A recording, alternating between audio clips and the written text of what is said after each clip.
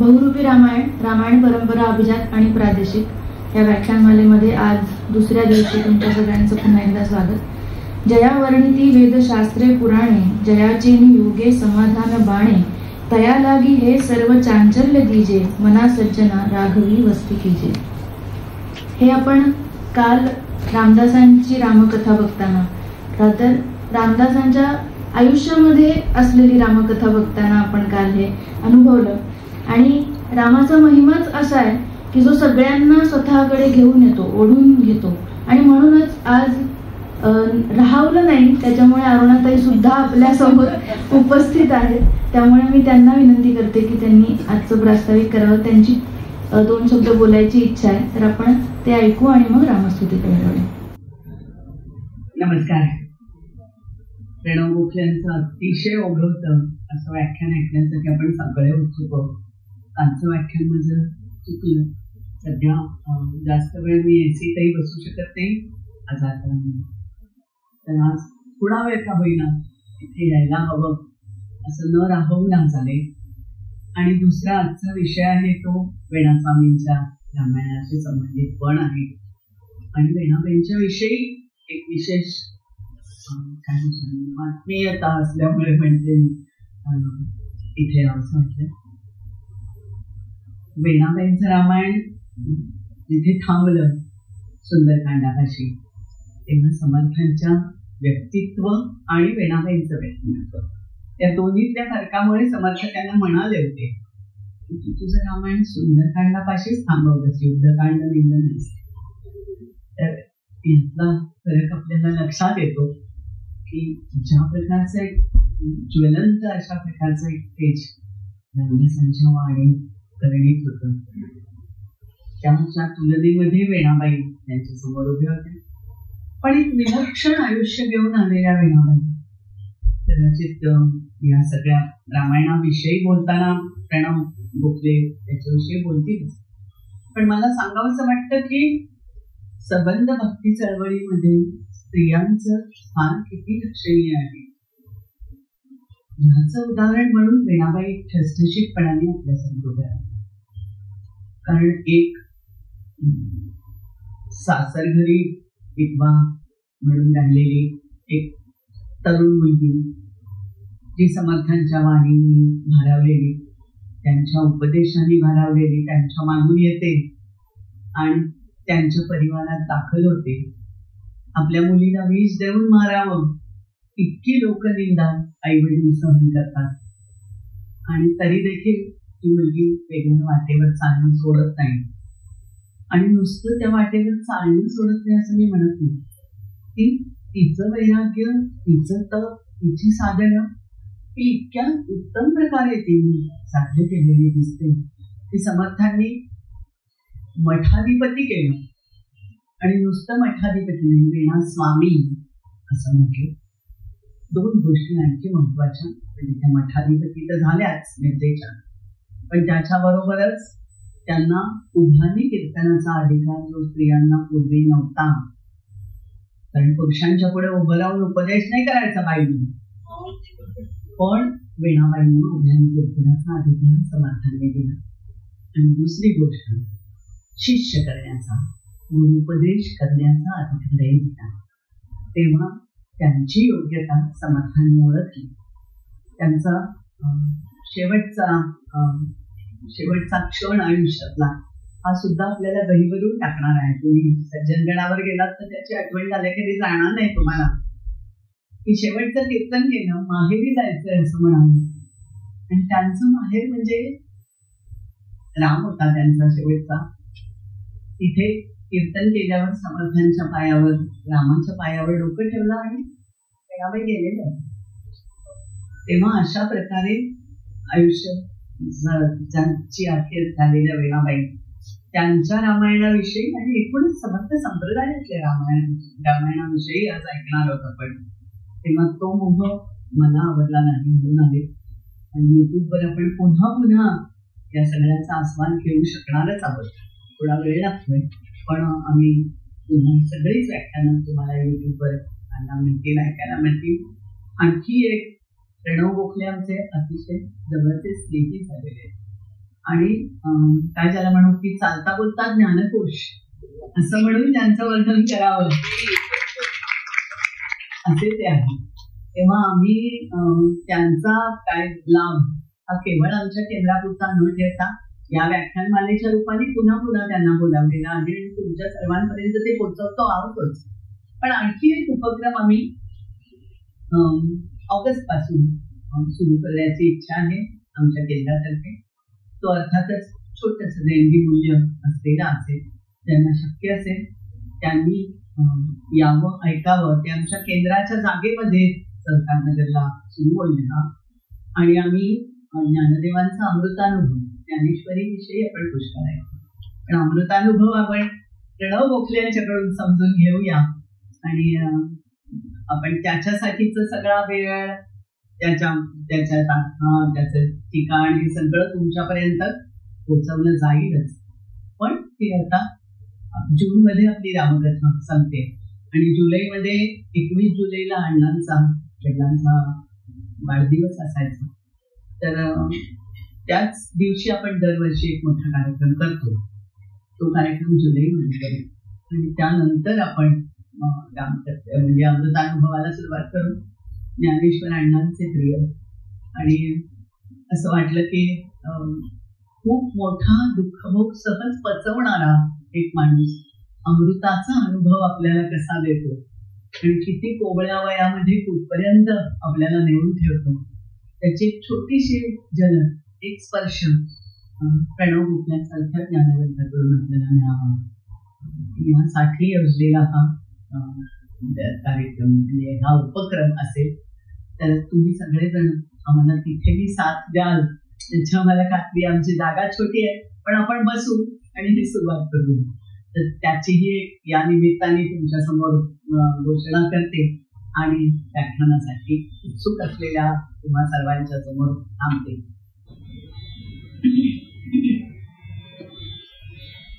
गोंदवलेकर महाराजांचा एक अभंग आहे आनंद घन रामनाम आणि त्याची स्वररचना आहे सुरेशजी देवळे यांची.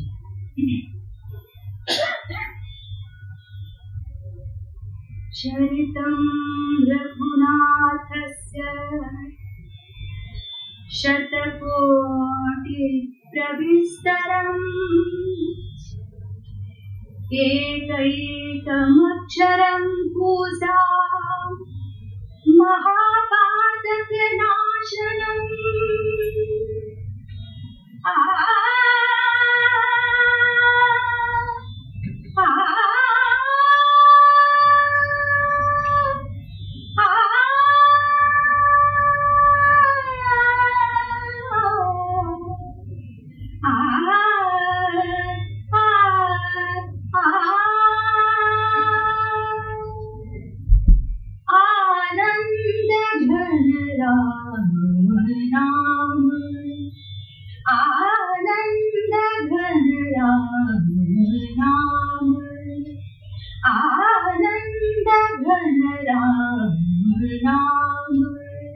कैवल्याचे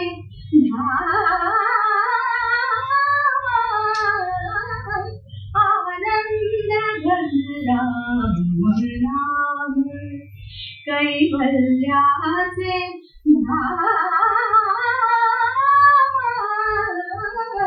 आनंद घन राम नामी चित्त निर्भय होय नामी चित्त निर्भय होय नामी चित्त निर्भय होय नामी जीव मुक्त होय नामी जीव मुक्त होय नाम आनंदाची लहर नाम आनंदाची लहर नामे चुके येर धार आनंद घन राम नाम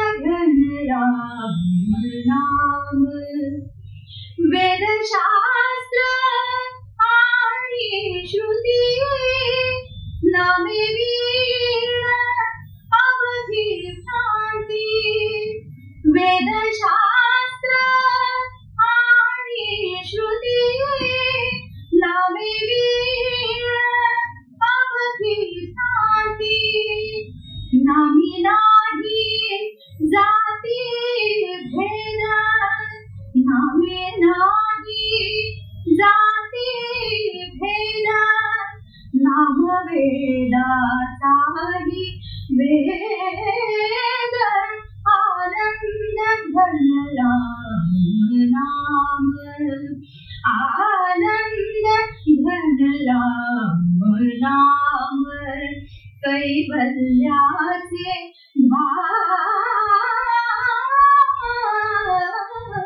आनंद घन नाम आनंद घन राम नाम राम नाम राम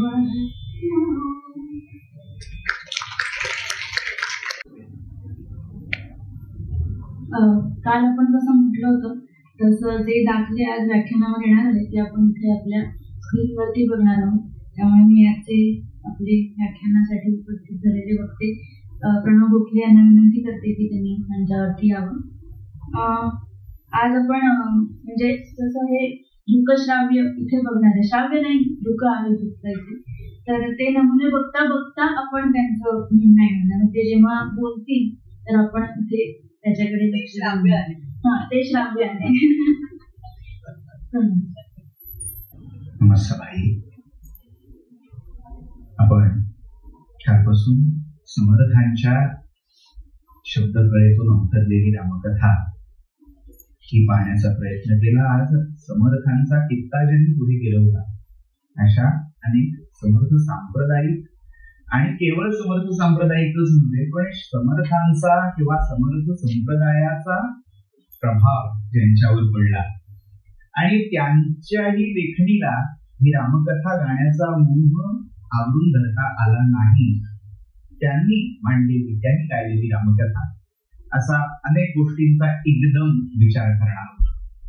त्यात खरं म्हणजे मला मोह असा होता, मोहस्थान असं होतं की केवळ वेण्णा स्वामींचं सीता स्वयंवर घ्यावं. म्हणजे खरं तर 14 समास आहेत, एकेका समासावर म्हणजे 2 समासावर 1-7 दिवस असं बोललं तरीही त्यातला गोडवा, त्यातला जो प्रसाद हा गुण आहे तो न सरणार आहे, न मांडता येणार आहे असं होतं. पण शेवटी कुठेतरी एक आकारबद्ध आपल्याला सगळा उपक्रम करायचा असल्यामुळे आणि सगळ्यात महत्वाचं स्थानिक उदाहरणे आहे हा गृहीत धरलेला असल्यामुळे आपण सर्वजण तितके सूज्ञ हृदयज्ञ आहात.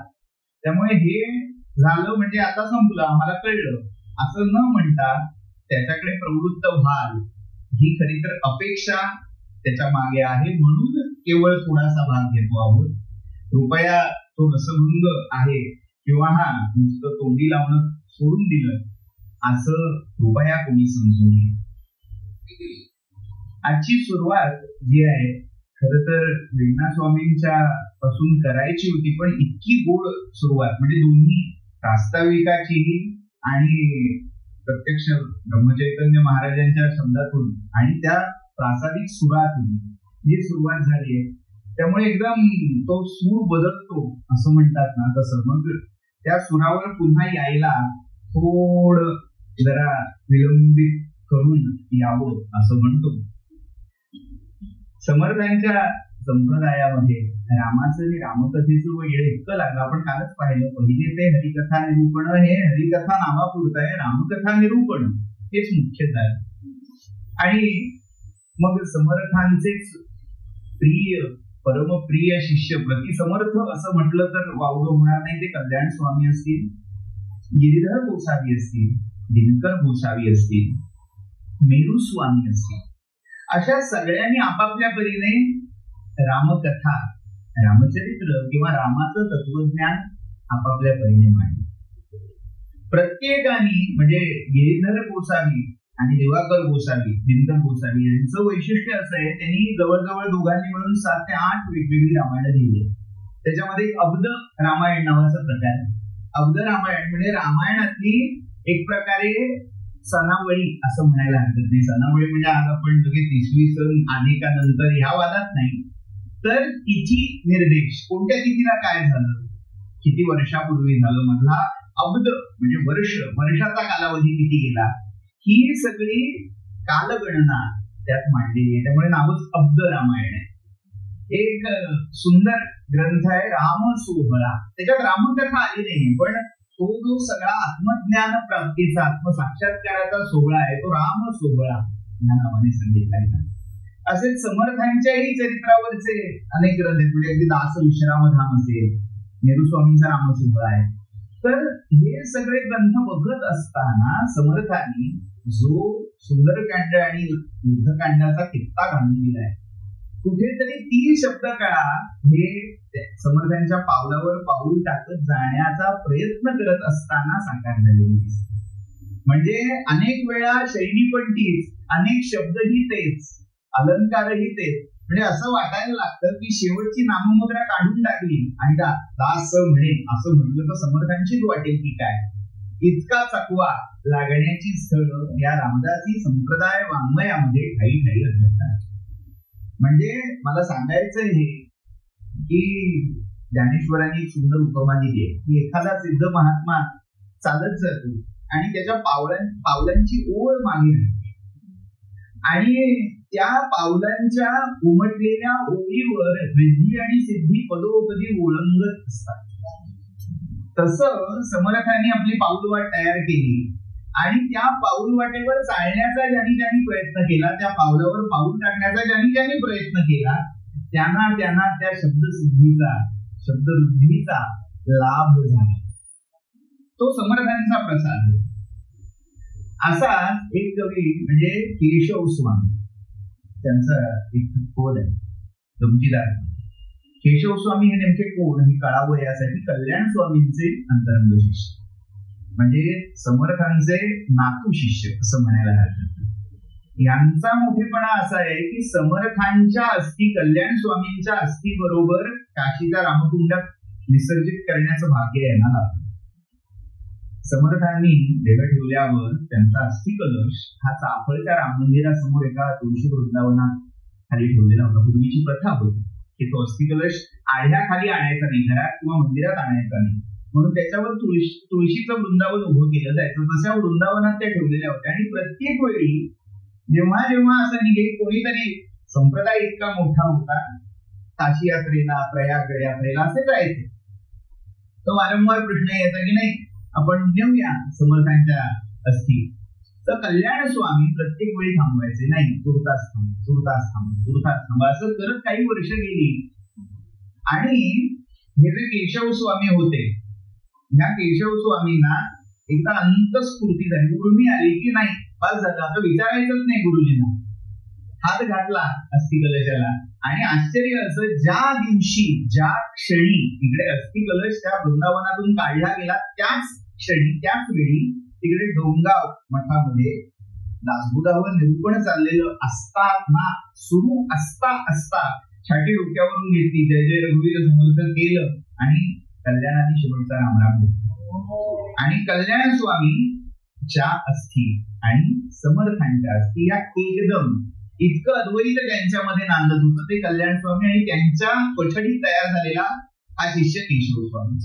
त्यांनी एक गमतीदार पद केलं. म्हणजे त्यांनी रामचरित्रपर अशा स्फुट रचना केल्यात. आपण मागच्या सत्रामध्ये पाहिलं होतं की रामकथा केवळ ग्रंथबद्ध स्वरूपातच नव्हे तर स्फुट आख्यान काव्यांच्या रूपामध्येही उदंड सांगितली.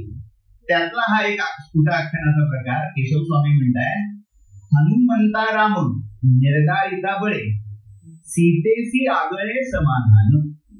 शब्द नीट ऐका, हनुमंता राम निर्दारिता बळे सीतेसी आगळे समाधान. हा हा कटकटा राम तोही गेला, हा हा कटकटा राम तोही गेला, राक्षसी मांडला हाहाकार.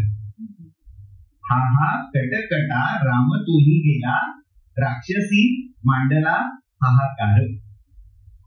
राक्षसी रडती सीतेसी आनंद, राक्षसी रडती सीतेसी आनंद, शब्दाचा तो बंध विरळा जाणी. बहुत मोठा आहे, मी फक्त मोजका भाग घेतला.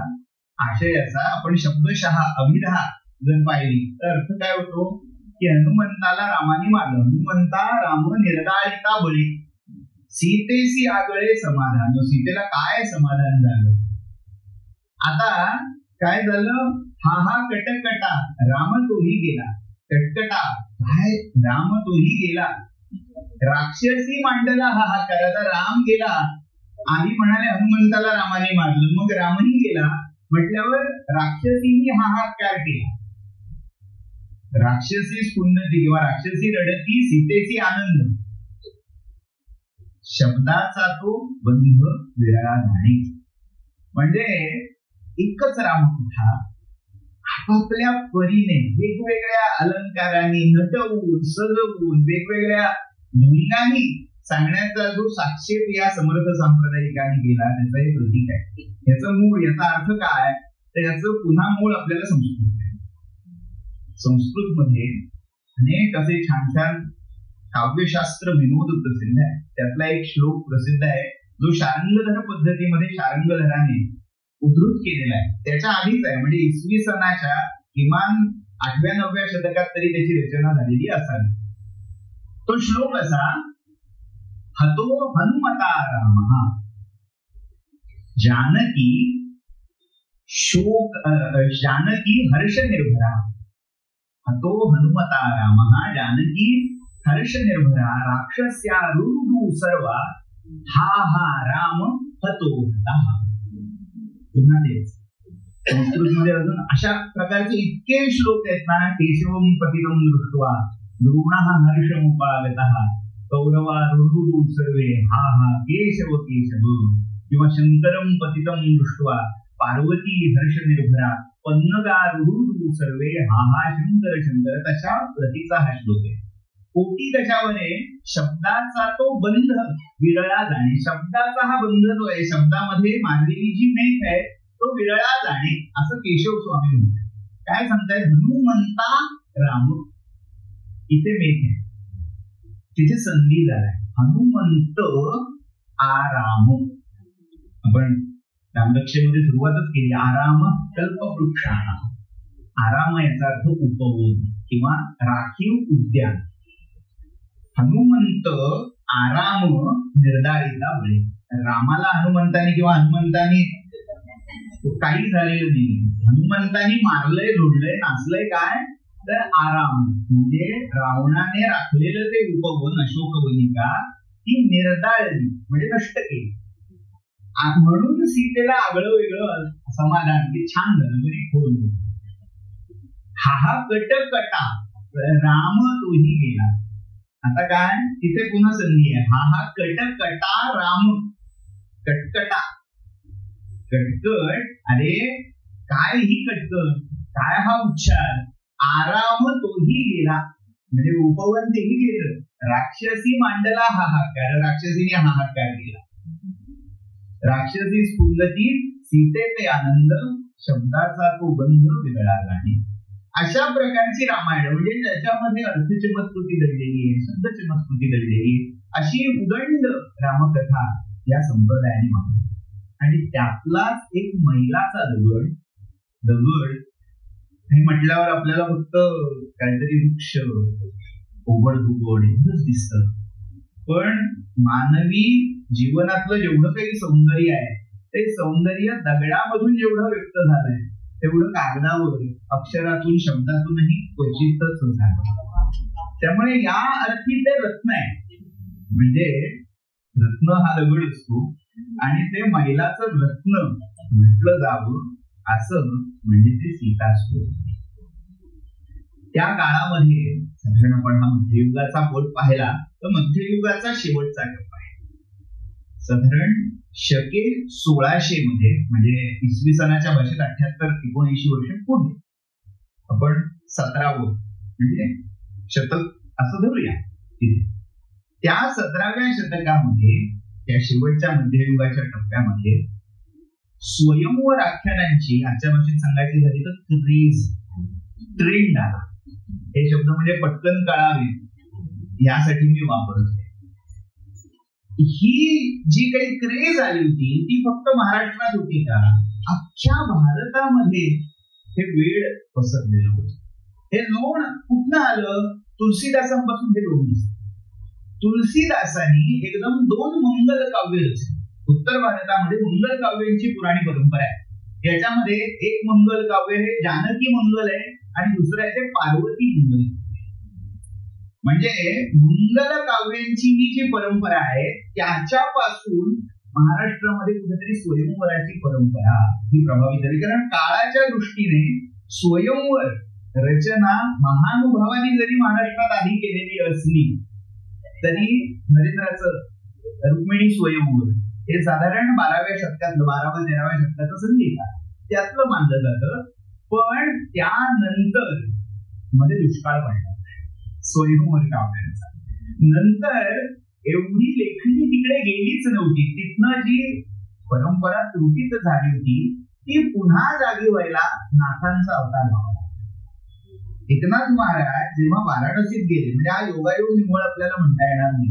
आणि याचा उल्लेख अण्णांनी रामराज्याची स्तुती केंद्रामध्ये अगदी स्पष्ट सुंदर केला की इतिहासाच्या काही गोष्टी ह्या त्या पत्रव्यवहारात आणि ऐतिहासिक वाङ्मयामध्ये शोधायच्या नसतात.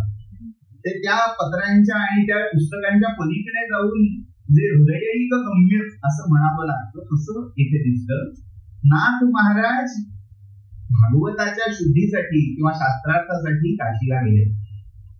हरिपंडिताची समजूत काढायलाही ते दुसऱ्यांदा गेले. या काशीवासामध्ये त्याच काशी क्षेत्रात काही घाट पलीकडे, म्हणजे आज जर तुम्ही वाराणसीला गेला तर असी घाट हा दक्षिणेकडचा शेवटचा घाट आणि साधारण उत्तरेकडे जायला लागलं मणिकर्णिका प्रसिद्ध घाट. त्याच्या पुढे 5 ते 6 घाट सोडून पंचगंगा घाट आहे. वैष्णवांसाठी पंचगंगा घाट हा फार महत्वाचा मुलाचा मानला जातो. तर त्या पंचगंगा घाटावर नाथ आहे आणि या असी घाटावर तुलसीदास आहे. असी घाट, हनुमान घाट आणि तुलसी घाट असे जवळजवळ लागलेले घाट आहेत. आणि तिथे राहणाऱ्या तुलसीदासांची भेट पंचगंगा घाटावर कृष्ण मंदिरात राहणाऱ्या नाथांची झाली नसेल असं म्हणता येत नाही.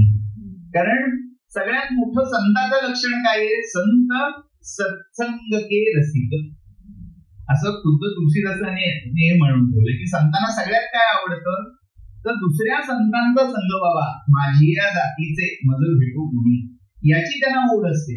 त्यामुळे स्वाभाविकच ही भेट झालेली असणार आणि तिथपर्यंत कृष्ण चरित्रामध्ये रंगलेले नाथ कुठेतरी रामचरित मानस पाहून रामाच्या चरित्राकडे आकृष्ट झाले आणि मग जळीस्थळी काठी पाषाणी त्या रामाने इतकं पछाडून सोडलं. मागे भावार्थ रामायणाच्या वेळी आपण ते पाहिलं. त्यामुळे त्यांनी रामकथा तिथे केली. पण काशी क्षेत्री अजून एक महत्वाची घटना घडली मराठी साहित्याच्या दृष्टीने. ती म्हणजे त्याच पंचगंगा घाटावर रामनवमीच्या मुहूर्तावर नाथांनी रुक्मिणी स्वयंवराची रचना केली. पुन्हा जी स्वयंवर काव्यांची परंपरा महाराष्ट्रामध्ये दुर्मिळ झाली होती, कुठेच झाली होती, ती या दृष्टीने कुठेतरी तुलसीदासांची जानकी मंगल पार्वती मंगल समोर होती का नाही ते आपल्याला सांगता येणार नाही ऐतिहासिक दृष्ट्या. पण कुठेतरी ती जवळीकीची सरोवरे एकत्र आली होती आणि ती पाण्याची, त्या अमृताची देवाणघेवाण त्यांच्यामध्ये झाली आणि तो प्रभाव रुक्मिणी स्वयंवराच्या रूपाने सांगण्यात. आता ते रुक्मिणी स्वयंवर जसं नाथांच्या पावलांनी महाराष्ट्रात आलं तसं पुन्हा स्वयंवर काव्यांना उधाण. म्हणजे आधी जेमतेम महानुभावांच्या संप्रदायातली 2 स्वयंवर काव्य वगळता फार कोणी तिकडे वळलं नव्हतं. पण नाथांनंतर अक्षरशः जो कवी उठतोय तो रुक्मिणी स्वयंवर मांडतो अशी गत झाली. आणि त्या स्वयंवर काव्याच्या प्रारूपाला समोर ठेवून जवळजवळ 11 सीता स्वयंवर मराठीत लिहिली. सीता स्वयंवरांचीच निवड, रुक्मिणी स्वयंवरांची भरपूर आहे पण सीता स्वयंवरांची आज उपलब्ध संख्या ओठ्यांची ही 11 आहे. त्याच्यामधली महत्वाची नावं म्हणजे आनंद तनय, समर्थ संप्रदायामध्ये समर्थ पंचायतन ज्यांना म्हटलं जातं त्याच्यामध्ये एक होते आनंदमूर्ती ब्रह्मनाळ यांच्या शिष्य परंपरेमध्ये, म्हणून त्यांनी नाममुद्रा आनंद तनय अशी घेतली होती. त्या आनंद तनयांचं एक सीता स्वयंवर. अजून एक सीता स्वयंवर हे अमृतरायांसाठी, म्हणजे मोरोपंतांनी ज्यांची वाहवा केली होती ते अमृतराय. कटाव या वृत्तासाठी जे प्रसिद्ध विशेष झाले ते अमृतराय. त्या अमृतरायांचं सीता स्वयंवर. असे जवळजवळ 11 वेगवेगळे कवी आहेत आणि ते सगळे गमतीची गोष्ट रामदासी नाही, समर्थ सांप्रदायिक नाही. त्यातले समर्थ सांप्रदायिक 2 म्हणता येतील. त्यातले एक आहेत गिरीधर आणि दुसरे आहेत विनाश.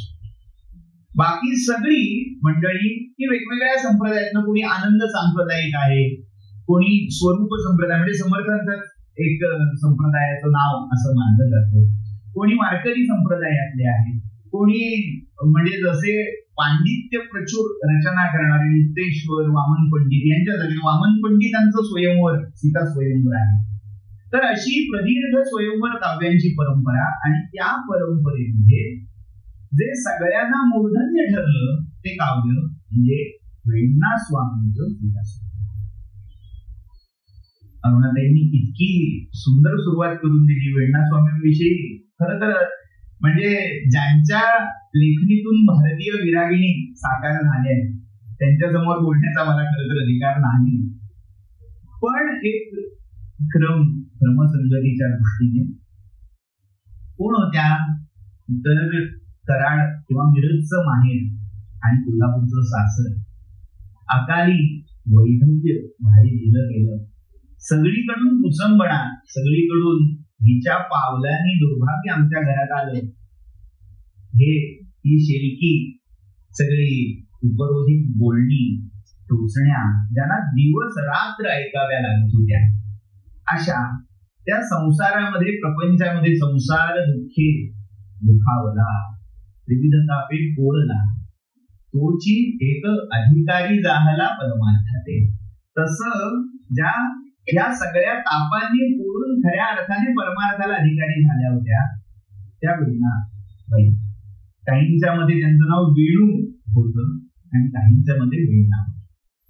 दोन्हींच्या मधलं म्हणजे वेण्णामाईच्या प्रवाहातलं माधुर्य, प्रवाहिता, आणि कृष्णाच्या वेणू मधलं स्वर माधुर्य हे त्यांच्या स्वभावामध्ये उतरलेलं होतं. नाव काही असो, वेणू का वेण्णा हा वादाचा मुद्दाच असू शकत नाही, पण त्या कर्माचा जो एक नको तो वाटा त्यांच्या पदरात त्या नियतीने घातलेला होता, त्या भोगत अध्यात्माची साधना यथाकथन एकनाथी भागवताचं वेळ होतं आणि काय करावं, सगळी घरातली कामं आटवून एकनाथी भागवत वाचत बसावं हा नित्या चाललो. म्हणजे एक दिवस अवचित दारावर जय जय भूमी समर्थ ही आली आणि आत आले. विचारलं तुम्ही काय वाचतेस?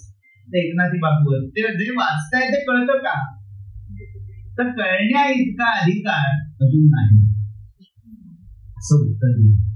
म्हणजे मला कळतंय का विचारणारे तुम्ही कोण असा प्रश्न विचारायचा कारण नव्हता.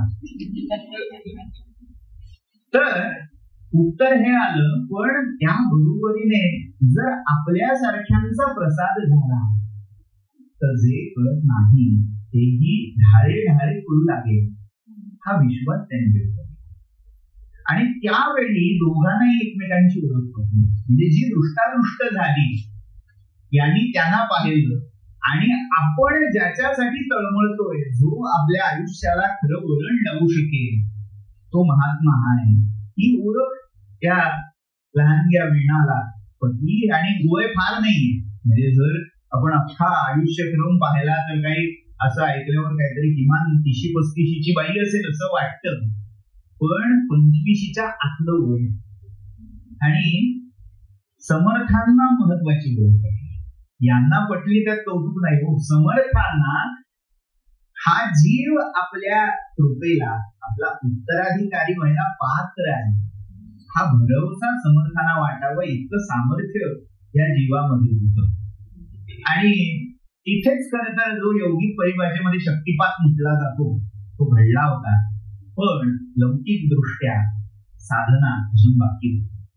त्यामुळे काळ जात राहिला आणि मग गोसाव्याच्या मागे तुमची मुलगी लागली असं म्हणून सासरच्याने तिला माहेरी पाठवून दिलं. मिरजेला समर्थांची तेव्हा कोल्हापूरला कीर्तन सुरू होती.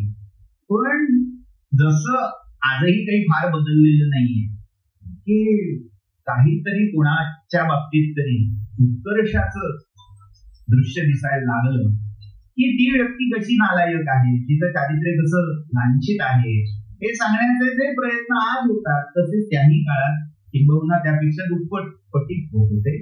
कारण समाजाकडे स्मार्टफोन आलेले होते.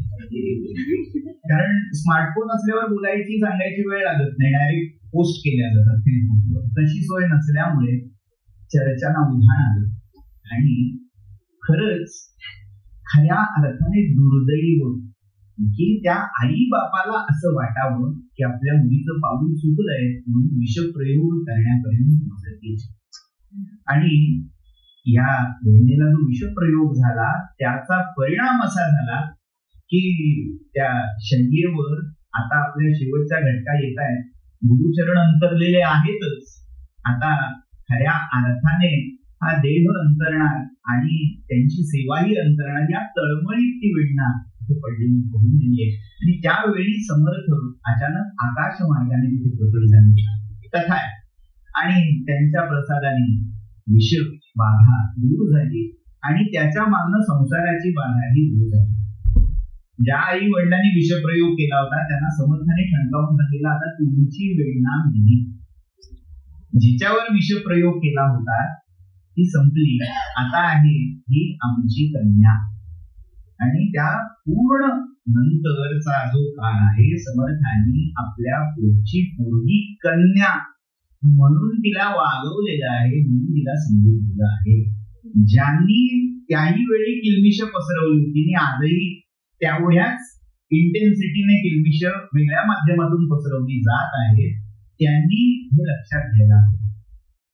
आणि समर्थांसारखा अत्यंत निस्पृह जित क्रोध जित काम ब्रह्मचारी तो जेव्हा अशा पतित किंवा जिला समाजाने एक प्रकारे वाळीत टाकलं त्या जीवाला आपलंसं करतो.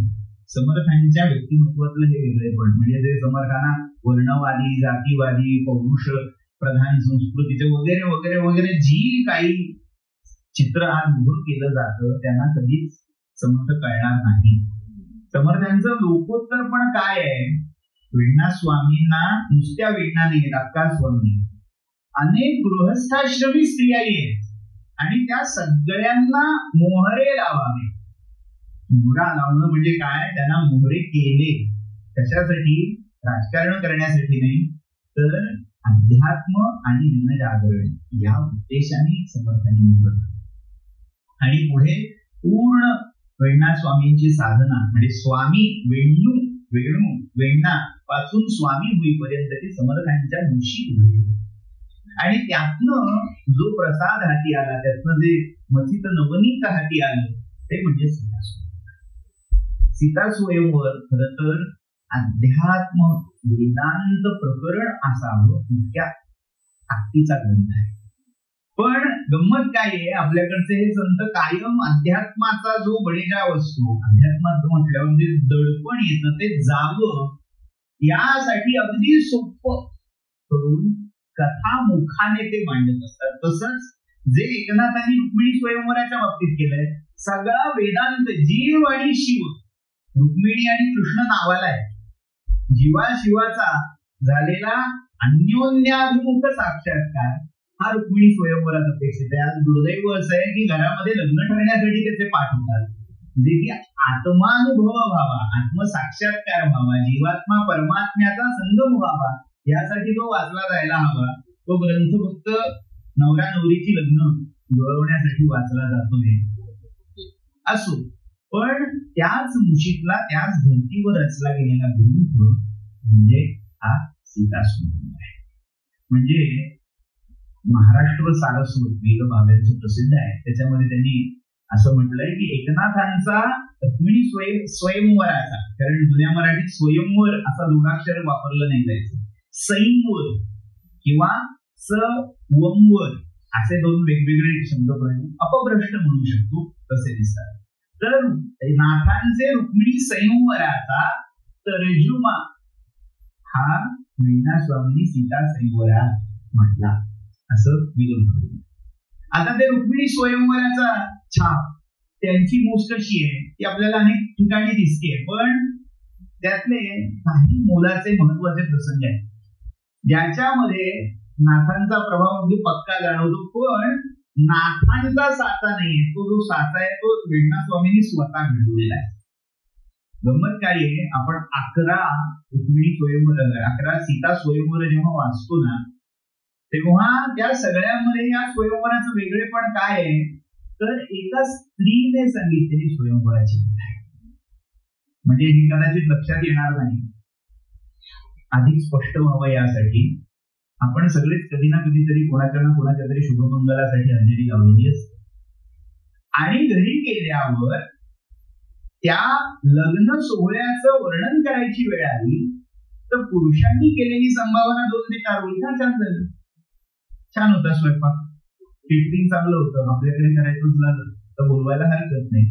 या 4-5 वाक्यांपलीकडे त्या लग्नाची संभावना होत नाही. पण हेच जेव्हा एखादी स्त्री सांगायला लागते, ते वऱ्हाडणीच्या बायका, वऱ्हाडात आलेल्या बायकांच्या अगदी पातळापासून ते त्या वधूने डोक्यात घातलेल्या खोप्यापर्यंत सगळ्याची अगदी उत्तमभूत चिकित्सा,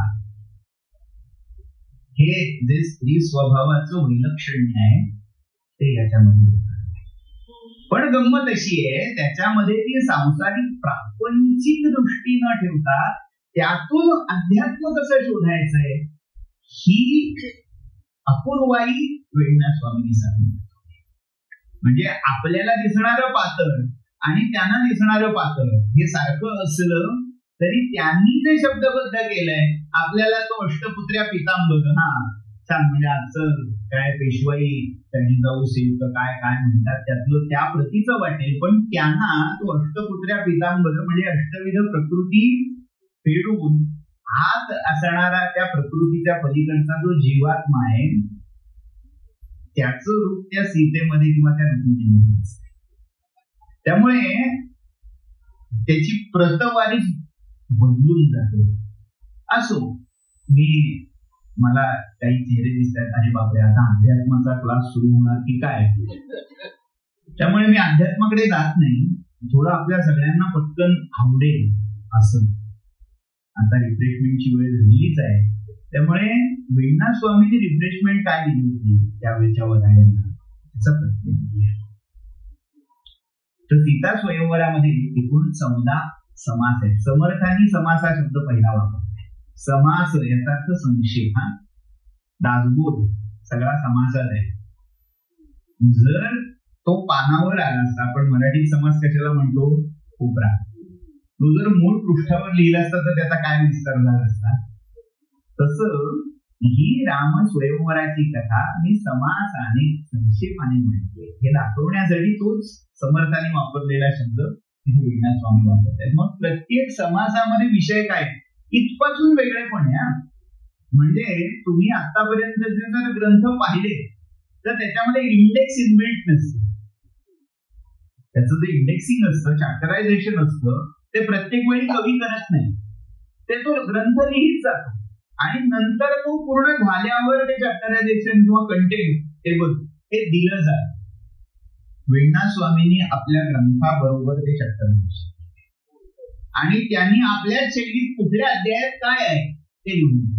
आता ते थोडं अस्पष्ट दिसत असेल, पण प्रथम समासी विश्वामित्र ऋषी राम मागे दशरथा पाशी, एका ओळीत 1 लाइनर सगळं झालं. या अध्यायात काय आहे तो सारांश एका ओळीत आला, इंडेक्स पण झाली आणि कंटेंट पण झाली.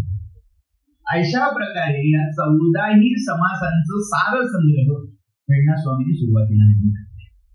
ठीक आहे. आता आपल्या सगळ्यांच्या इंटरेस्टचा ही जी सगळी कथा सुरू झाली की परशुरामांच्या शिवचाप आणण्यापासून सुरू झाली. आपण मागच्या सत्रामध्ये पाहिलंय की परशुरामांनी शिवधनुष्य जनकाला देण्याचा कथाभाग हा वाल्मिकी रामायणात नाही. तो पश्चिमेकडच्या प्रांतात पसरलेला आहे. विशेषतः गुजराती मधलं जे गिरधर रामायण आणि मराठी मधलं भावार्थ रामायण, या रामायणामध्ये हा प्रसंग आलेला आहे आणि तोच इथे त्यांनी घेतला. जवळजवळ सगळ्या सीता स्वयंवरामध्ये परशुरामानीच ते धनुष्य, परशुराम आलेत, आपल्याला ती पारंपरिक कथा माहितीये की आले आणि अंतपुरात जाताना बाहेर ठेवून गेले आणि छोटी सीता आली, घोडा घोडा खेळायला लागली. तो कथा इथपासून साधारण कथा सुरू झाली.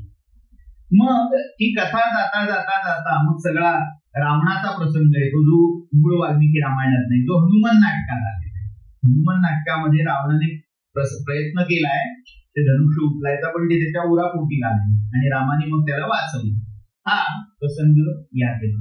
आणि असं करता करता करता शेवटी लग्न सोहळा सुरू होतो. लग्न सोहळ्यामध्ये त्याचं जे डिटेलिंग वेण्णा स्वामी करतायत ते बघा किती आहे. म्हणजे आता प्रसंग असा आहे, लग्न झालंय आणि जेवायला पंगत बसली. तर जेवायला पंगत बसल्यावर काय काय ताटात वाढलं जातंय, सूक्ष्मेक्षिका काय असते आणि रसभरीत कशाला म्हणतात, म्हणजे ते सगळं दृश्य तुमच्या डोळ्यासमोर उभं नाही, आपल्या समोर कोणीतरी ताट वाढून आणून ठेवलंय असा प्रत्यय आल्याशिवाय राहत नाही, अशी शब्द काय. आणि अगदी साधी स्वाभाविक, मी साधी स्वाभाविक प्रासादिक हे शब्द वारंवार वापरतोय, त्याचं कारण आपल्याला पुढच्या 2 ज्या धावत्या रामकथा पाहिजे सीता स्वयंवराच्या त्यामध्ये येईल करायची. थोडं खाली स्कोर कशी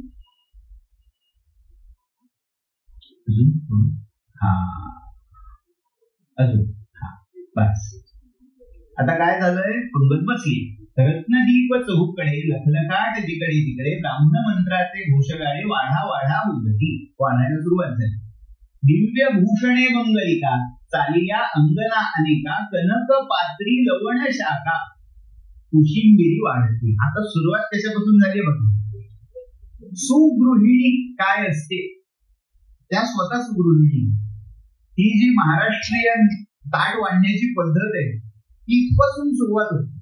पहिलं काय, आधी सांगता आलं असतं ना, हे आणलं ते आणलं, सुरुवात आहे लग्नापासून. कनक पात्री लवण पहिलं मीठ वाढलं, मग शाखा कुशिंबिरी, कुशिंबिरी म्हणजे कौशिंबीर आज आपल्या वाढती. सेपे अंजिराचे गिर का, अंजिराचे काप, रामाचं लग्न आहे ना त्यामुळे सगळं राजसी थाट आहे. खोबरे खारिकांचे चूर म्हणजे खोबरं आणि खारे त्याची पावडर करून चुरा करून ठेवलेला आहे. लवण निंबू रुचिकर मिरकुटे बोलल्या, अक्रोट बदामाची चूर्णी बघा, मिरे मिश्रित निंब लवणी. आता आधी नुसतं मीठ हे केलं होतं, आता निंब घोळ लिंबू म्हणतात ना, ते घोळ लिंबूचा उल्लेख. द्राक्षे खिरण्या त्याप्रमाणे कुशिंबिरी वाढल्या. द्राक्ष खिराण्या म्हणजे खिरा काकडीचे काप. गोडंब्या चारोळ्याच्या कुसरी मुळे वाळके कुशिंबिरी. इथे एक गंमत आहे, जर कोणी मिरज कोल्हापूर साईडचं असेल तर त्यांच्या लक्षात त्या काकडीला तो शब्द वापरलाय ना वाळक, तो तिकडेच वापरला जातो. तिकडे उन्हाळी काकड्या म्हणतात सगळे, आता सीझन आहे तर ते वाळक हा तिकडचा शब्द आहे. आणि ते प्रादेशिक लेणं आपल्याला इथे प्रत्येक ओळीत दिसते. त्या मिरजेच्या आहेत, माहेर मिरजेचं सासर कोल्हापूर, त्यामुळे ते पश्चिम महाराष्ट्राचा चांगला, सगळं पश्चिम महाराष्ट्राची खाद्य संस्कृती काय हा उतारा वाचा. लोणची वाढती मगमगीत साखर निंबे विराजत आले निंबे मिरवत इडे पचले मिरवून. इड लिंबू, ते इडे पचले म्हणजे ते पक्व केलेले पिकवले. रामपळी म्हणजे रामफळ, हा हळदी रसाळे, आंबे भोकरे माईमुळा मायनमुळे, काकड्या आणि सालफळे नेपती मेथी करवंदे. ऐकलेली नाही तशी अनेक नावं इथे दिसतील. हिरव्या लवंगा, हिरव्या लवंगेचं लोणचं, हा पिपळ्या घड इडे पचविला सुरण गोड, मग वाढिले पापड तिळवड्या मिळवले. राई आणिक सांडे वाढू नये ये समयी, म्हणून ते आणिली नाही मंगळ मंडपी आलागे. किती सूक्ष्म दृष्टी आहे बघा. म्हणजे जे बाईला कळतं, या लग्नविधीमध्ये काही पदार्थ वाढू नये असा शिस्त आहे. आणि त्याच्यामध्ये ते बघा काय म्हणतायत, राई आणिक सांडे, सांडगे मिरची आणि राई म्हणजे मोहरी. हे लग्नामध्ये काही घराण्यामधला हा दंडक आहे की तो वाढायचा नाही का, तर मीठ मोहऱ्या हे उतरवून टाकायला वापरलं जातं. त्यामुळे ते लग्नाच्या जेवणात वापरायचं नाही. आणि दुसरं आहे सांडगा, सांडगे मिरची, मिरची लागणं, कटू तिक्त होणं, हे चांगलं लक्षण मानलं जात नाही. म्हणून ते सांडगे मिरची आणि मोहरी त्याच्यात आणली. घेवड्या नकोल्या बोराणी, चवळ्या शेंगा तळणी, कारली कढीची मांडणी, वृंताके तळणी वांडी, कृष्णाकडची वांगी वृंताक. देवडांगरे कोहळी, उत्तम रांधिली तोंडवळी, दोडके आणि पडवळी कोवळी रांधिली वाळगे. आता नुसतं ते ऐकतच बसलं तर तोंडाला पाणी सुटणार आहे. त्यामुळे पुढे जाऊया. दही वडे, द्राक्ष वडे, नाना रुचीचे नाना वडे, त्याचे परी आंबवडे. कोल्हापूरकरांना माहिती असेल आंबवडे, इकडे म्हणतही नसतं नाही, कारण तो आंबवडे हा तिकडचा प्रकार. अति कुसरी वाढती, सुवास ओदन मग मगित, ओदन ओदनाचा तो ओचा बोग, मग मगित वाढू लागल्या अमित, कनक ओगराळी नेमस्त, अणुमात्र चढे ना. कसं वाढताय ते ओगराळे तिकडचं तिकडे होत नाही, नेमकं त्याच्यावर वाढ. म्हणजे हॉटेल मॅनेजमेंट साठी आधार टेक्स्ट म्हणून हे द्यायला हरकत नाही. असं हे शिकलात तरी पक्क, म्हणजे काय कलिनरी आर्ट्स आणि काय काय वेगवेगळ्या ज्या शाखा झाल्या त्यांना लावायला हरकत नाही. पुढचं बघा, अजून ते नुसतं जेवणच सुरू आहे. नुसते डाव्या उजवी सेवया बोटवे चिंच मोहर, सरोळी गहुले साखर, फुले परड्या परिकर दुधे आळल्या पायसा. मालत्या लग्नात त्या असतात ना, आणि नकोले नकोल्या, दुग्धे रांधिले पणवले, पायसा प्रकार वाढिले यांच्या किरी शंकरा. साखर मांडे दूध मांडे, खसखस मांडे तिळ मांडे, तांदूळ मांडे पूर्ण मांडे, पूर्ण गर्भा वाढिले. अमरनाथ मांडे खायचे असतील तर किती प्रकारचे खाल्ले जाऊ शकतात.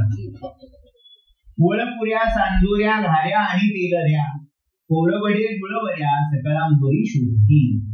आपण आवडतं घेऊया, नाहीतर नुसतं लोकांना आणि असं वाटेल की हे झाल्यावर बाहेर तशी नाही. त्यामुळे आपण मनातले मांडे मनात खाऊन आता एवढं सगळं इतकं डिटेलिंग दिलं. पण त्याच्या पुढचं म्हणजे महत्वाचं काय की हा सगळा जो मी संभार सांगितला हा रामाच्या स्वयंवराचा संभार असला तरी तो राम म्हणजे आत्माराम, आणि त्या आत्मारामाच्या आनंदासाठी हे सगळं म्हणजे जसा हा सगळा ताट भरल्या ताटासारखा संसार हा समोर आणून मांडावा, तसा हा काव्यरूपी सगळा संसार मी त्या आत्मारामाच्या नैवेद्यासाठी हा समारोप. म्हणजे आधी सगळं जग दुनिया फिरवून आणायची, पण मूळ पद चुकू द्यायचं, सगळं त्या भक्तीवर त्या रामावर आणून सोडायचं. ही आठवटी तिथे दिसते. आणि शेवटी कधी तो पूर्ण झाला, जे जे भक्ताचे अंतःकरणी तेथे पुरवी चाप पाणी, या कारणे सर्व गुणी रघुनाथजी भजावे. शुद्ध कार्तिकी चतुर्दशी ग्रंथ पावला सिद्धीसी, राम पदांबुजी वेळासी नन्य भावे ठेवला. इति श्री रामायणे आदिकांडे सीता स्वयंवरो नाम समास, संपूर्णमस्तु श्रीरामार्पणमस्तु. म्हणजे जे म्हणतात की भारताने सगळ्या प्रांतांनी स्त्रियांना डांबून ठेवलं, शिकवलं नाही, त्यांनी हे वाचावं. अगदी मोजक्या आहेत, पण खरंच आपल्याला इतिहास माहिती आहे का असा प्रश्न पडावा इतकी विद्वत्ता, इतकं वैदुष्य, इतकी विदग्धता आणि एवढं सगळं असूनही त्या मनाचं हळुवारपण हे इथे आपल्याला पदोपदी प्रत्ययाला येतं आणि ते स्त्री काव्यातून येतं. म्हणजे स्त्री काव्यांची परंपरा ही फार प्राचीन आहे. अगदी वेदातल्या प्रत्येक वेळी ऋषिका ब्रह्मवादिनी सांगायला हव्या तसं नाही. महदाईचा महदांबा, महदांबेनंतर मुक्ताई, दोन मुक्ताई आहेत खरं. एक दक्षिणेतली मुक्ताई, इकडची मुक्ताई. एक अक्क महादेवी आहे, उत्तरेतली ललदेद आहे. तशाच नंतरच्या बहिणाबाई आहेत, सोयराबाई आहे. आणि ही सगळी परंपरा येता येता येता वेण्णा स्वामींपर्यंत पूर्णत्वाला आहे. म्हणजे वेण्णा स्वामी हा वेणा पावली पूर्ण विराम असं शेवटचं पद आहे. बंध विमोचन राम, माझा बंध विमोचन राम, हे शेवटचं पद त्यांनी त्या दशमीच्या उत्सवात आळवलेलं आहे. त्यांचा शिरस्ता असा होता, मिरजेच्या मठपती त्याला समर्थाने केली आणि रामनवमीच्या उत्सवामध्ये कापडला प्रत्येक दिवसाची पाळी वाटून दिलेली होती. कोणत्या गावच्या लोकांना, कोणत्या गावच्या मठातल्या मंडळींना कोणता दिवस कीर्तनासाठी किंवा आयोजनासाठी दिलेला आहे अशा ज्या वाटण्या व्हायच्या, त्या दशमीचा दिवस, नवमीचा दिवस हा रामदास स्वामींबरोबर जे महंत असायचे त्यांच्यासाठी राखीव असायचा आणि दशमीचा दिवस हा वेण्णा स्वामींसाठी राखीव असायचा. समारोपाचं कीर्तन या कायम वेण्णा स्वामी करायचा आणि ते कीर्तन शके 1600 साली वेण्णा स्वामींनी केलं. बंध विमोचन राम, माझा बंध विमोचन राम.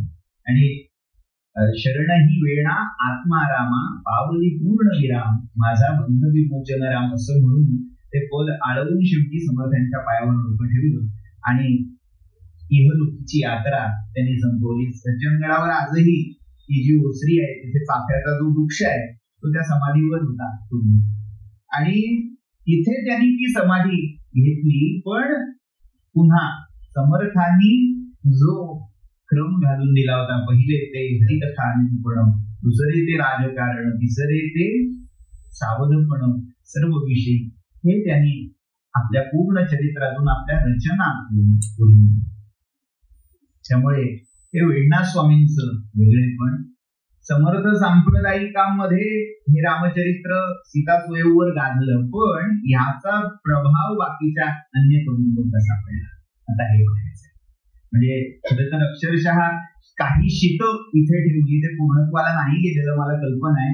पण अजून काही काव्य जी सीता स्वयंवर याच नावाने प्रसिद्ध झाली आणि महाराष्ट्र भाषेचं समृद्धपण काय आहे हे कळावं यासाठी ते इथे मांडणं क्रमप्राप्त आहे. म्हणून मी पुढच्या सीता स्वयंवराकडे जायची परवानगी नाही. तो पुढचं सीता स्वयंवर आहे नागेश नावाचे. याचा ही साधारण काळ हा यांच्याच मागे पुढे मानला जातो. दोन नागेश आहेत. एक योगी नागेश आहे, नागेश संप्रदाय ज्यांचा मानला जातो, ज्यांचे अनुयायी म्हणजे ज्ञानेश्वर महाराजांचे चील वस्तू त्यांच्या समाधीनंतर ज्यांच्याकडे ठेवल्या गेल्या ते कान्हो पाठक. ते कान्हो पाठक म्हणजे ज्यांना नंतर राजपाठक म्हणून ओळखलं गेलं, ते कान्हो पाठक ज्यांचे अनुग्रहित होते ते नागेशी, ते वेगळे, ते शिव उपासक किंवा निर्गुण उपासक होते. हा नागेश कवी वेगळा आहे. याने एक सीता स्वयंवर दिलेलं आणि हे छंदोबद्ध आहे. वेण्णा स्वामींचं प्रासादिक आहे, ओळीबद्ध आहे, त्याच्यामध्ये प्रसाद आणि माधुर्य हाच गुण आहे. पण आता ही जी पुढची बघणार आहोत ती म्हणजे भाषेचे चढते टप्पे असतात ना. कालिदासाची पहिली भाषा बघा, अत्यंत लाघवी, प्रासादिक, सुखी सुर, संस्कृत न कळणाऱ्याला पण त्याचा गोडवा कळेल अशी. त्याच्या पुढची भाषा आहे ती माघ, भारवी यांची भाषा आहे, थोडी कठीण होते. तसं पहिलं वाचावं सीता स्वयंवर वेण्णा स्वामींचं, मग या नागेश कवीचं आणि मग शेवटी वाचावं त्या विठ्ठल बेडकरांचं. असा क्रम भाषेचा चढता आलेख आपल्याला इथे दिसतो. आता हे सीता स्वयंवर छंदोबद्ध आहे, मग त्याच्यामधली काही काही गमतीशीर स्थळं बघूया. आता ही अशी वेगवेगळी वृत्तबद्ध रचना ही आपल्याला इथे दिसते. इथे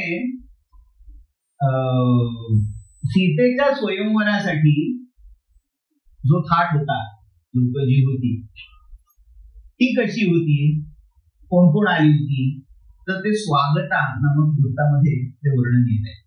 बागदार समशेर पुराणी देखताची पळतो रिपुराणी चिरली अति विभाकर बाळे जी पुढे रिपू पुढे करबाळे थोर ती तेज मिरवे तरवारे जी समोर रिपुचे दळवारे संगरी झळकता परजाला म्हणजे परजणी म्हणतात ना, दिव्य मार्गा पर तो पर म्हणजे शत्रू झाला.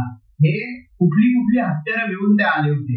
आता इथे आपल्याला मराठी आमदनीमध्ये कोणती हत्यारं होती त्याचा प्रत्यय. मग जमदार दंष्ट्रा असं जिला म्हटलं जायचं. तेज फार दिसते जमदारी, त्याच्यावरून जमदारी हे नाव आले. क्रूर फार अति तीक्ष्ण गाणे देखताची पर जीभ वळेना लागता करील काय करेना. अस्त्रांचं शस्त्रांचं वर्णन. ते राजे जे आले ते काय काय शस्त्र घेऊन आले ते काय. पुढचं पान. हे मी फक्त एक साली फुलात न्याय हे लक्षात ठेवलं.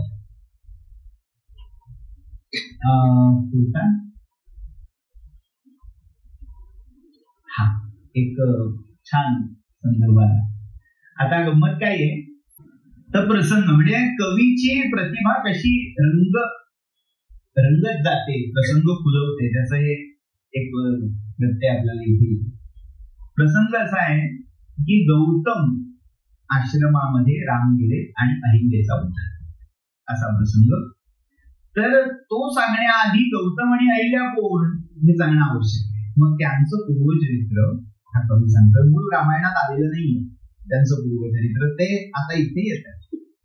काय सांगतोय. विश्वामित्र म्हणे, शार्दूल विक्रीडितात. विश्वामित्र म्हणे रघुत्तम वरा जाणून या नेणता होसी तू तरी आई के बहुबरा वृत्तांत हा तत्वता ब्रह्माची तनया विशेष विनया नामी अहिल्यावरी जाणूनी विघ्ने स्वयं वदतीचे आरंभिले सत्वरी.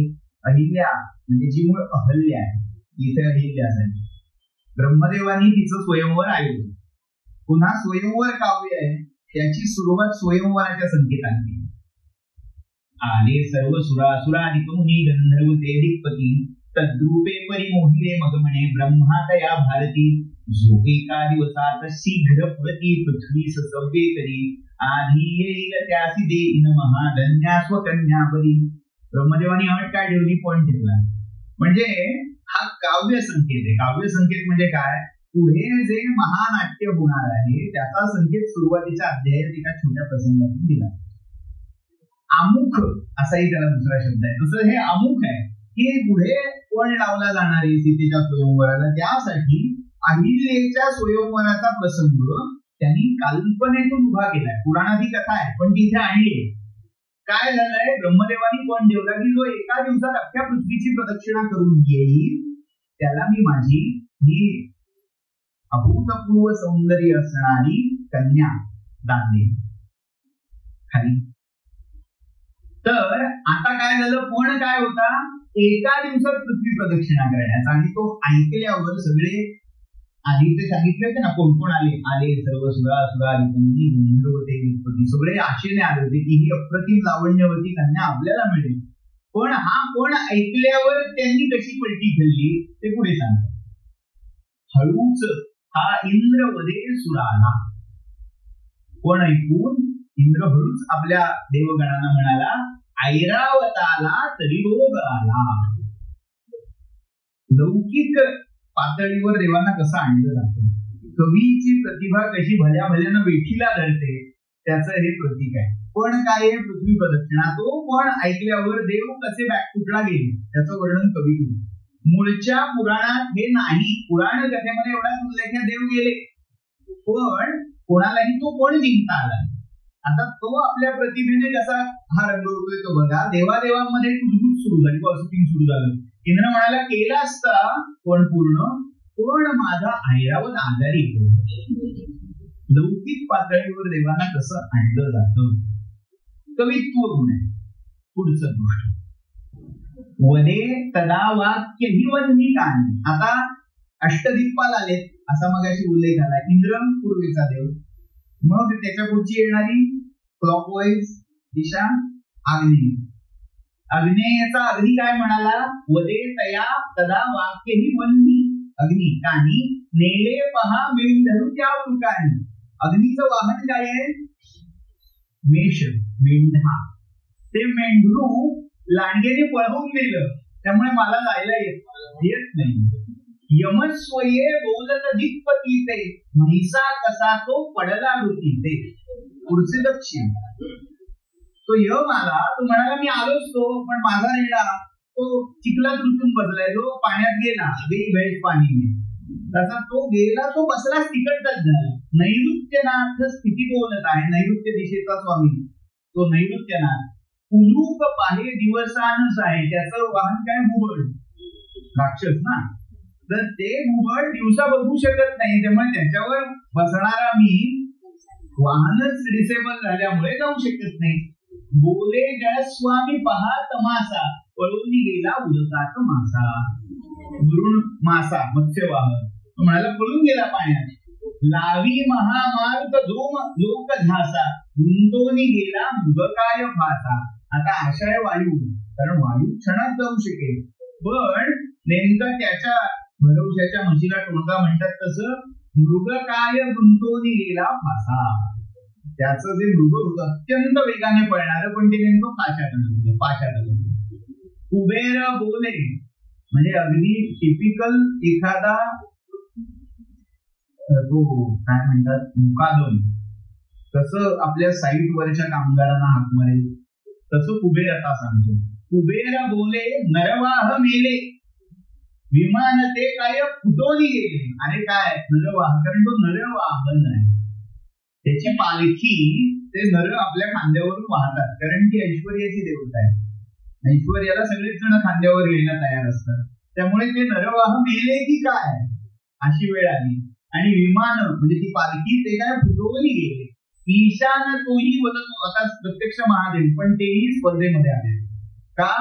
तर ती अद्वितीय सुंदरी आहे. हा बैल वाहा बरगे निमाला, त्यांचं वाहन काय? वृषभ. बर्ग म्हणजे रोग आहे, तो त्यांना आला, तो निमाला, मेल्यातच जमा आहे. गणेश बोले मग आदराने, नेला असे उंदीर मांजराने. आम्ही असो डोंगीर फार पाहे, हे कार्य तो दुर्घट फार आहे.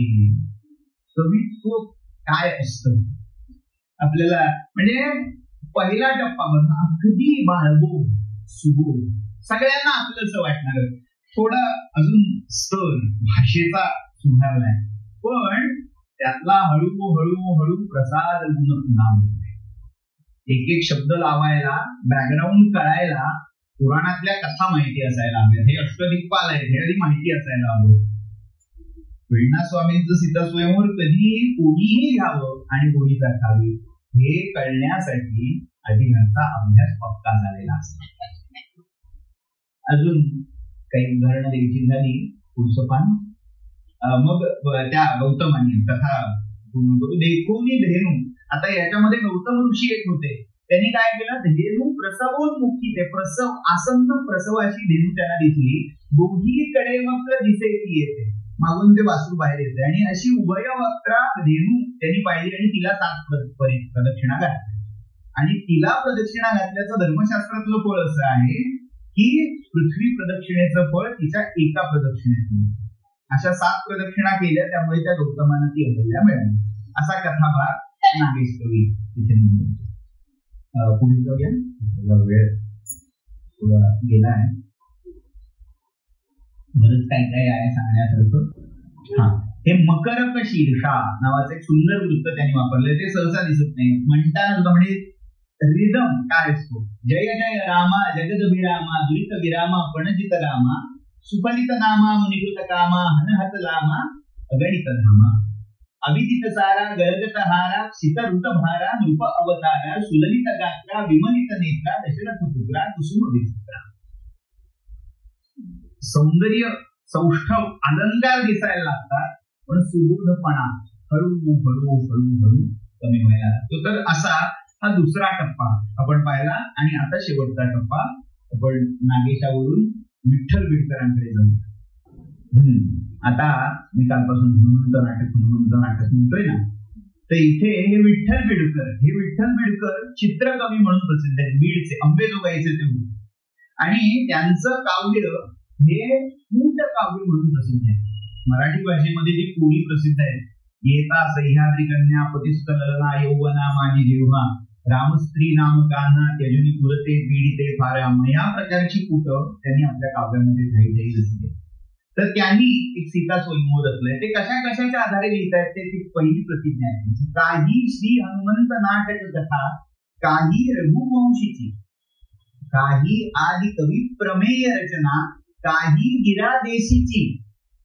वाल्मिकी रामायण आदि कवीची प्रमेय रचना म्हणजे मूळ वाल्मिकी रामायण, आणि काही गिरादेशीची, देशीची म्हणजे या देशीची, प्रादेशिक भाषांमधली भाषा गिरा, त्याच्यामधली रामकथा. हनुमंत नाटकातली, काही कालिदासाच्या रघुवंशातली. पद्ये सार्थक पादपूर्ती न लगे, नाही तर गौणाक्षरे.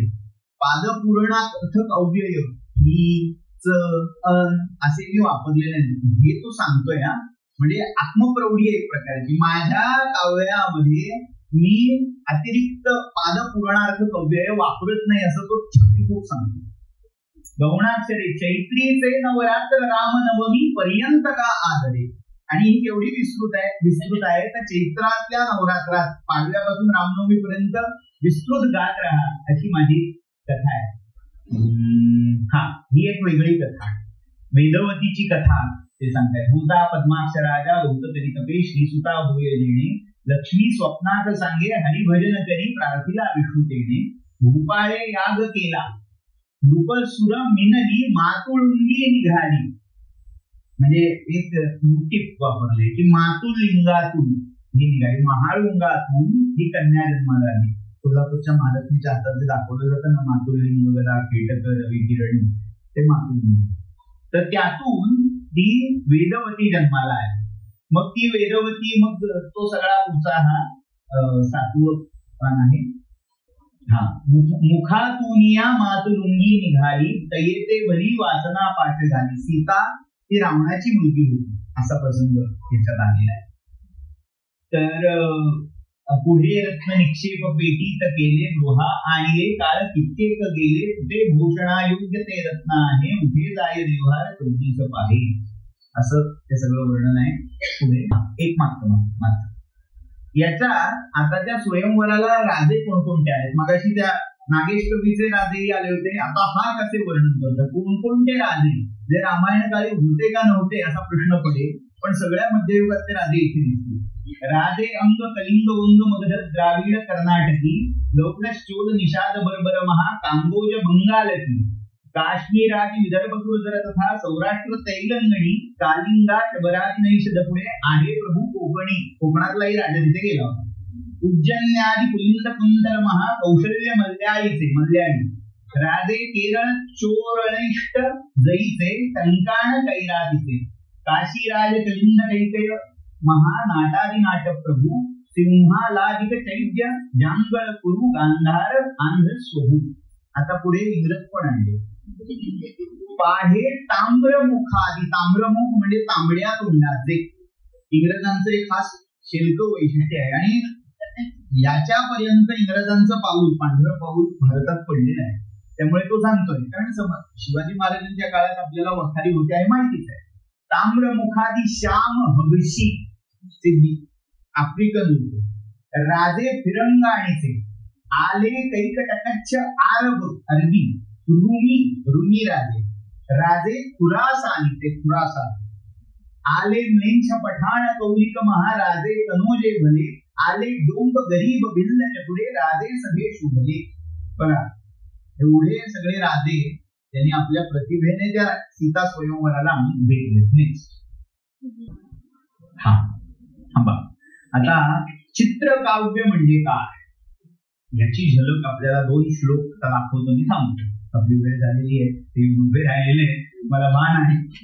नातू आदिस अंत केतन तनू, युग्मध्वज प्रीतिमा. हा जो श्लोक आहे हा रामाचं वर्णन आहे. चित्रकाव्य कूटकाव्य म्हणजे काय याचं अत्यंत उत्कृष्ट उदाहरण आहे.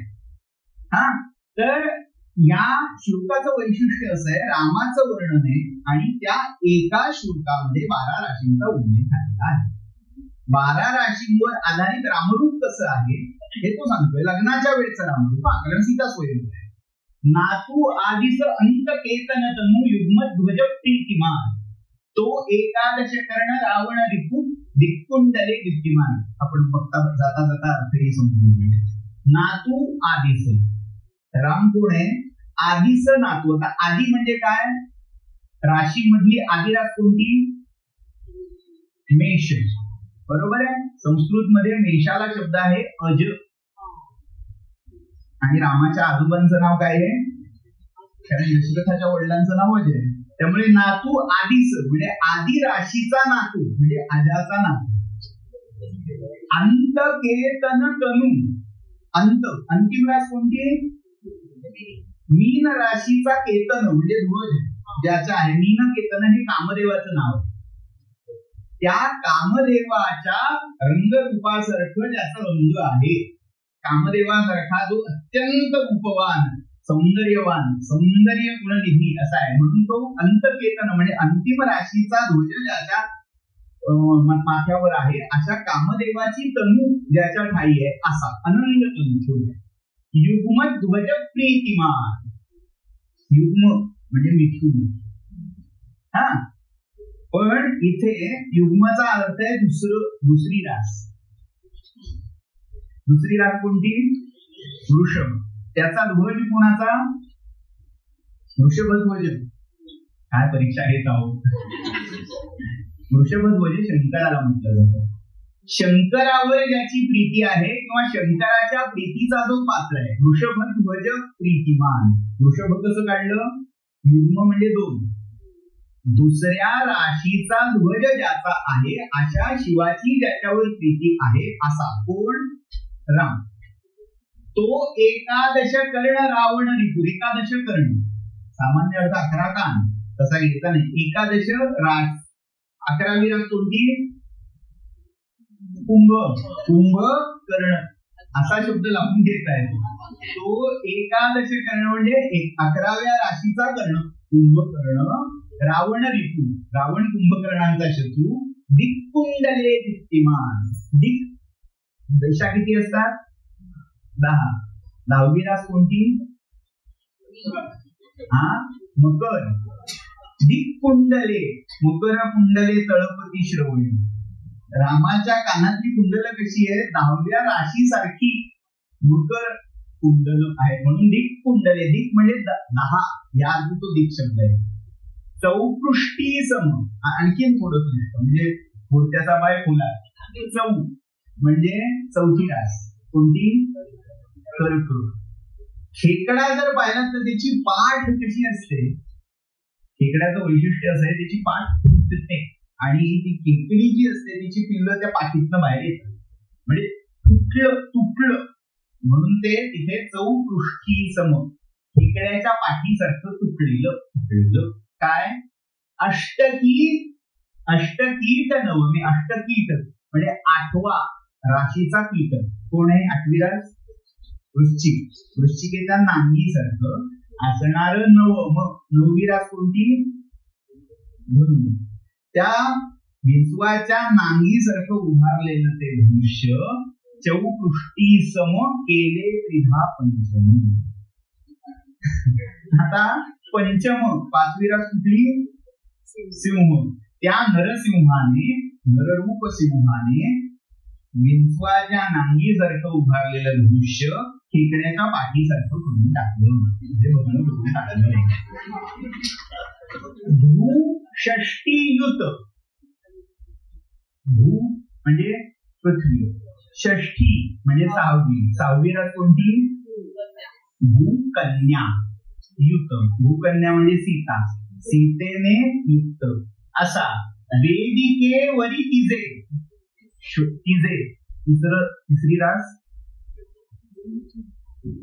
नवरा बायको. मिथून याचा अर्थ नवरा बायको.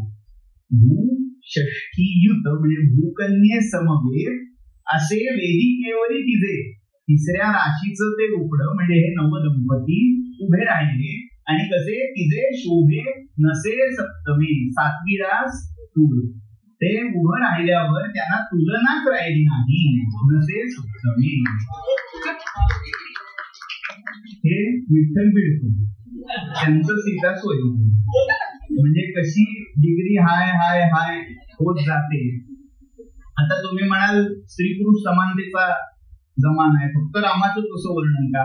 ठीक आहे, सीतेचं पण असं 12 राशीवर वर्णन केलंय, ते पाहूया आणि थांबूया.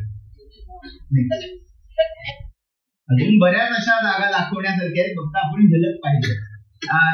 एक स्त्रियांचा लाडका जिव्हाळ्याचा विषय 8 मंगलाष्टकं त्याच्यात दिलेली. म्हणजे कुठली कुठली मंगलाष्टकं त्या लग्नात म्हटली गेली. गंमत म्हणजे वेण्णा स्वामींनी दिली, त्या नागेश कवीने दिले, यांनी दिली, तीही याच्यात घेतलीये.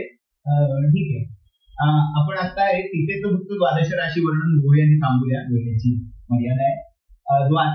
32वा श्लोक थोडा.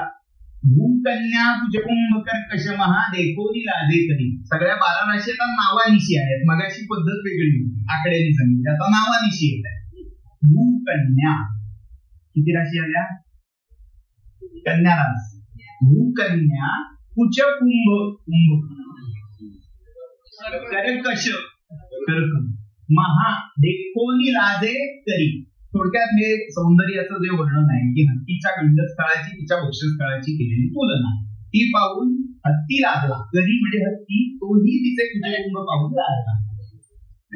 या एका ओळीत किती राशी आल्या? कन्या आली, कुंभ आली, कर्क आली. ठीक आहे, पुढची ओळ. भ्रूचापे, चाप धनुष्य. नयनासी मीन न तुळे, मीन. आता इथे अजून एक रास आहे, ती कशी? संख्या संख्येत. नयन ह्याचा संख्या संख्येत 2. 2 म्हणजे दंपती, म्हणजे मिथुन. आणि न तुळे, तुळ आलं. पावे कटी केसरी, तिची कटी कशी आहे? सिंह केसरी सारखी आली सिंह. चंद्रास्या अलिकुंतळा. आता मराठीतले ते णकार आहे, अलिकुंतला. तर अली या शब्दाचे अनेक अर्थ आहेत, त्यातला एक अर्थ जसा भुंग आहे तसा अलीचा दुसरा अर्थ विंचू असाही आहे. त्यामुळे वृश्चिक रास तिथे आहे. चंद्राच्या अलिकुंतला मृगदशा लज्जा पडे मन्मथा. ती चंद्रवदना आहे, ती अलिकुंतला भुंग्यांसारखे केस जिचे आहेत किंवा विंचवाच्या नांगीसारखे कुरळे केस जिचे आहेत, अशी ती मृगदृशा म्हणजे हरणांप्रमाणे निकळ असणारी लज्जा पडे मन्मथा. तिला पाहून मन्मथ आला. मन्मथाचं विशेषण आहे मकरध्वज, मीनकेतन किंवा मकरध्वज. मन्मथाचा उल्लेख इथे मकर राशीचा उल्लेख म्हणून येतो. मन्मथ कसा आहे? तो मकराचा आहे. ते तो मुख्य अजा, अज मेष. वृषध्वज सखा. अज म्हणजे ब्रह्मदेव आणि वृषध्वज म्हणजे शंकर. त्यांचा जो सखा आहे त्याची प्रिया म्हणजे हरीची प्रिया लक्ष्मी न अन्यथा. सीता ही प्रतिलक्ष्मीच आहे असं वर्णन इथे येते. अशा प्रकारची ही चढत्या आलेखाची उत्तरोत्तर तेज ओज आणि त्यातलं वैदग किंवा पांडित्य हे अधिक अधिक प्रबळ होत जाणारी अशी अनेक सीता स्वयंवर म्हणजे 11 आहेत. त्यातली आपण जेमतेम 3 पाहिली, पण तो एक नमुना होता की महाराष्ट्र भाषा कशी समृद्ध आहे. अभिजात आज आम्ही म्हणतोय, पण आम्ही सर्टिफिकेट देऊन ती अभिजात झालेली नाही, ती आधीपासूनच अभिजात आहे. ही भाषा समृद्धी तिच्या ठाई नांदते, त्याचा हा प्रत्यय. आणि अर्थात ते सगळं ज्या मुशीत उठून साकार झालं, व्यक्त झालं, ती मूस म्हणजे रामकथा. इथे थांबूया, उठून गेलेली आहे. मुळातच मला यायला विलंब झाला, नेमका भांडारकर मध्ये कार्यक्रम होता, त्याच्यात गुंतल्यामुळे विलंब झाला, त्याबद्दल क्षमा प्राप्ती आहे. आपल्याला जर काही प्रश्न असतील तर आयोजकांच्या आज्ञेने फक्त एखादा प्रश्न घेऊ शकतो आणि थांबूया. आजही कोणी हे काय केलं, कशासाठी करतात, अशी छंदोबद्ध रचना करणारी आजही आहे. अगदी मीही करतो, प्रयत्न करतो, इतकं उत्तम नाही जमत. पण मग असा प्रश्न पडतो की हे कशाला करायचं, कोणासाठी करायचं? तर त्याचं उत्तर असं आहे, आपल्याकडे प्रत्येकाला अभिव्यक्तीचं स्वातंत्र्य दिलेलं आहे. पांडित्याची अभिव्यक्ती करण्यासाठी मला भरपूर कळलंय, ते मी कुठे सांगायचं, कसं सांगायचं. मग प्रत्येक वेळी सभेमध्ये जाऊन लोकांना आपल्या भाषणाने बोर करण्यापेक्षा काही कवींनी असा लोकोत्तर मार्ग की काव्यामध्ये आपण जे जे शिकलोय, आपलं जे कसं कौशल्य आहे ते अक्षरशः ओतायचं आणि ही शब्दाची कलाकृती साकार करायची. म्हणजे आज कैलास लेणं पाहिल्यावर असं पण काय वेळ गरज होती काय, एवढं दगडात कशाला बोलायचं असं म्हणायची आज आली वेळ. लोक म्हणतातही काही की काय गरज होती, एवढा पैसा राजांचा वर आला होता की ती शिल्पणी हे काय करत बसली, त्यापेक्षा पूल बांधायचे, धरणं बांधायची, रेल्वे घालायचे असं म्हणणारी पिढी आज झालेली आहे. त्यामुळे हे काही आश्चर्य मानण्याचं कारण नाही. तसंच ह्या बाबतीत म्हणजे प्रत्येक कवीला आपलं कौशल्य कोणत्या कामी खर्ची करावं हा त्याचा स्वतंत्र अधिकार आहे. प्रत्येक वेळी त्याच्या समोर हे श्रोत्यांना कळावं असं उद्दिष्ट असेलच असं नाही. कोणीतरी कधीतरी उत्पत्स्यते यदि कोपी समान धर्मा, त्यांच्यासाठी काही कवींनी हे केलेलं असू शकतं. आणि सगळ्यात महत्वाचं स्वांत सुखाय तुलसी यधुना गाथा, तसं काही कवी स्वांत सुखाय ही रचना करत असतात. आणि दुर्दैव का सुदैव माहित नाही, महाराष्ट्रामध्ये स्वांत सुखाय रामकथा करणारे, हरिकथा करणारे किंवा आख्यान करणारे हेच कोणतं अंश.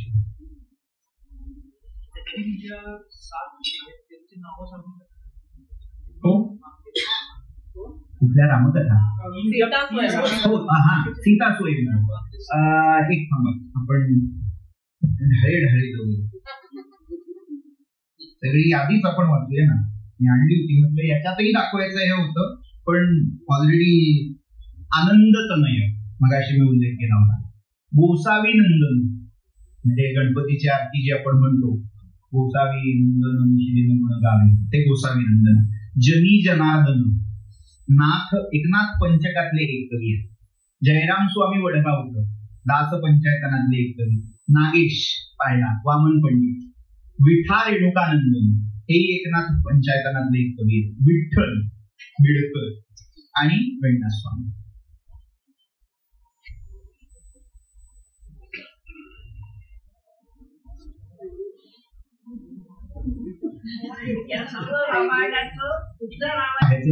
वेण्णास्वामींच्या रामायणापलीकडे धाव जातच नाही.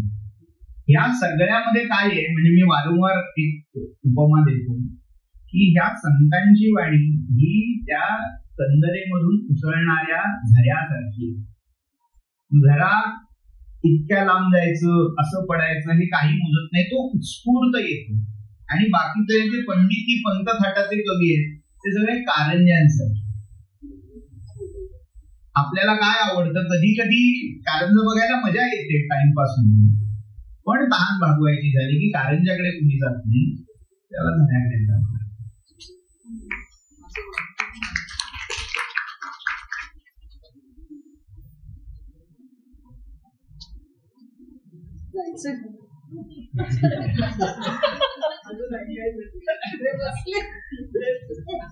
ठीक आहे, आपण इथे थांबूया. नमस्कार. आणि शेषाचे विशेष आभार. म्हणजे अगदी आयत्या वेळी तिच्यावर जबाबदारी टाकली होती की हे आपल्याला करायचंय, पण तिने तिच्या सहकार्यामुळे जे काही चांगलं आपल्याला पाहता आलं ते श्रेय दिलं आहे. सदा सर्वदा प्रीती रामी धरावी, दुःखाची स्वये सांडी जीवी करावी. आपल्याला जर दुःख रोज होतच ना, आपण काहीच अभ्यास करत नाही, ते दुःख आपण स्वये येऊन इकडे सांडायला पाहिजे. म्हणून ही व्याख्यानमाला आहे आणि हे ज्ञान आपण घेतच घ्यायला पाहिजे. एवढंच बोलते आणि थांबते. उद्या आपण याच वेळी भेटूया तिसऱ्या व्याख्यान.